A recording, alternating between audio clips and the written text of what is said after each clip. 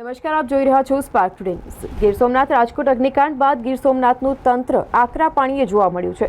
વેરાવળના 2 multiplex cinema ઘર seal કરવામાં આવ્યા છે। વેરાવળ બાયપાસ પરના ફોનિક્સ સિનેમા અને સાચી સિનેમાને તંત્રએ સીલ કર્યા। બંને સિનેમામાં ફાયર સહિતની ગેરરીતિ સામે આવી। સાચી મલ્ટીપ્લેક્સ તો ફાયર એનઓસી વગર જ ચાલતું હોવાનો ઘટસ્ફોટ થયો છે, તો ફોનિક્સ સિનેમામાં ફાયરને લઈ અનેક ખામીઓ સામે આવી છે।